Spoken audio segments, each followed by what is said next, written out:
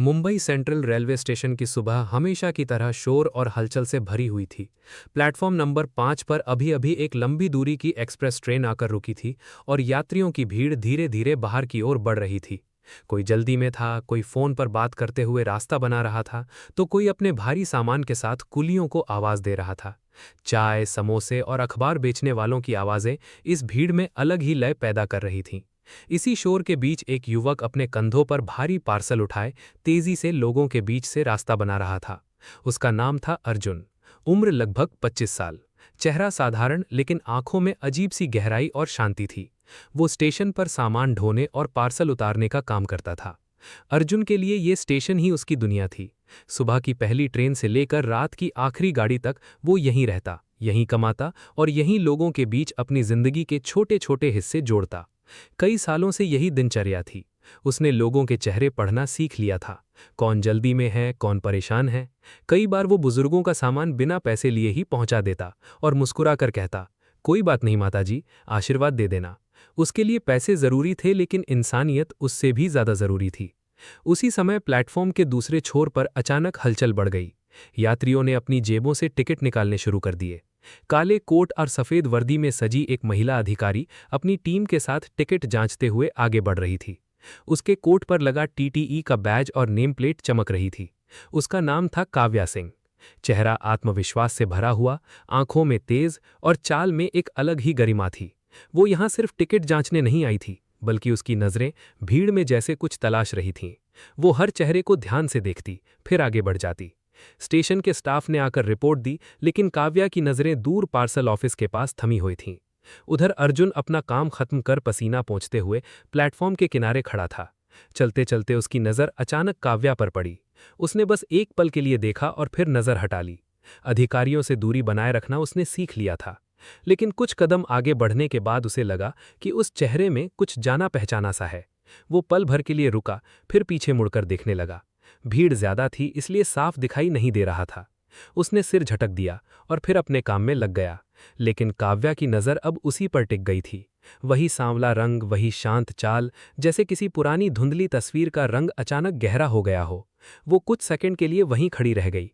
उसके चेहरे पर आश्चर्य और यकीन के बीच की एक अजीब सी झलक दिखाई दी, जैसे वो खुद से पूछ रही हो कि क्या सच में वही इंसान उसके सामने है जिसे वो वर्षों से ढूंढ रही थी। अर्जुन इस बार पूरी तरह रुक गया। उसने फिर से काव्या की ओर देखा। चेहरा जाना पहचाना लग रहा था, लेकिन सरकारी वर्दी और समय के फासले ने पहचान को धुंधला कर दिया था। वो सोच में पड़ गया कि आखिर उसने इस महिला को कहाँ देखा है।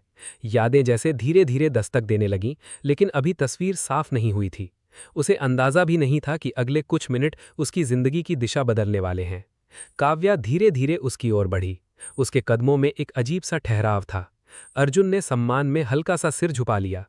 उसके मन में हल्की घबराहट थी, लेकिन जब उसने सिर उठाया तो दोनों की नजरें सीधी मिली और उस पल जैसे आसपास का शोर धीमा पड़ गया। प्लेटफॉर्म की आवाजें अब भी गूंज रही थीं, लेकिन उनके बीच जैसे समय ठहर सा गया था। काव्या के चेहरे पर धीरे धीरे एक हल्की मुस्कान आई।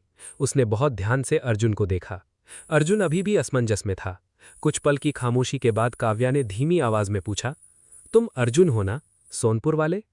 अर्जुन के चेहरे पर एकदम से बदलाव आया। उसका नाम और उसके गांव का जिक्र सुनते ही जैसे किसी ने उसकी यादों का बंद दरवाजा खोल दिया हो। उसने हैरानी से काव्या को देखा, लेकिन अभी भी पूरी तरह यकीन नहीं कर पा रहा था।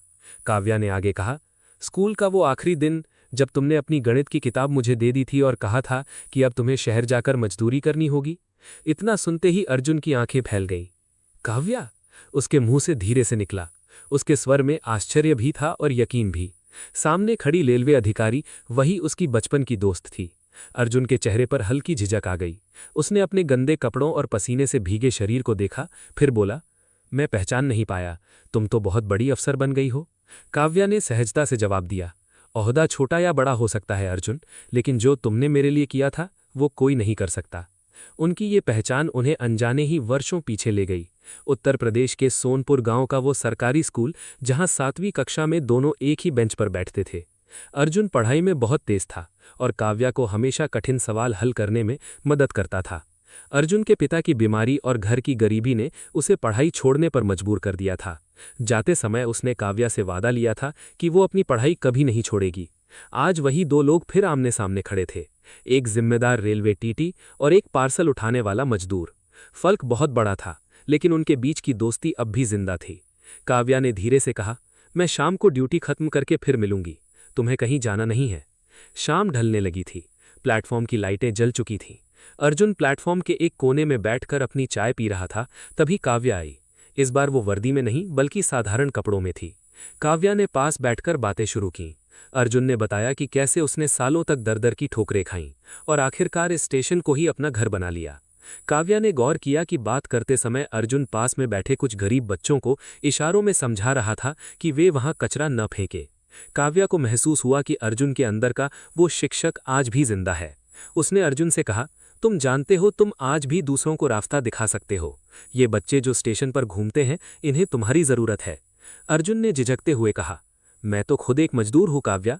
लेकिन काव्या ने दृढ़ होकर कहा, शिक्षा देने के लिए कुर्सी की नहीं, काबिलियत की जरूरत होती है। उसने अर्जुन की मदद की और स्टेशन के पास ही एक छोटा सा कमरा किराए पर लिया।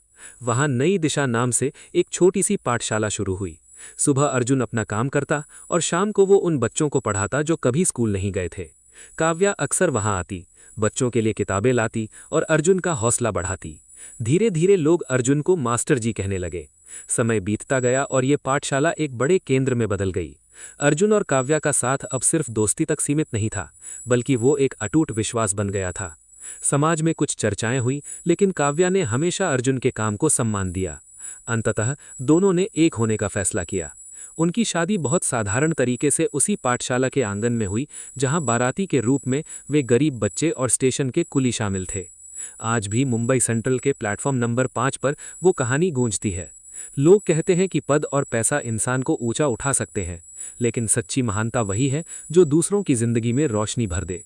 इस तरह की कहानी देखने के लिए हमारे चैनल को सब्सक्राइब करें और वीडियो को लाइक करके कमेंट में बताएं कहानी कैसी लगी।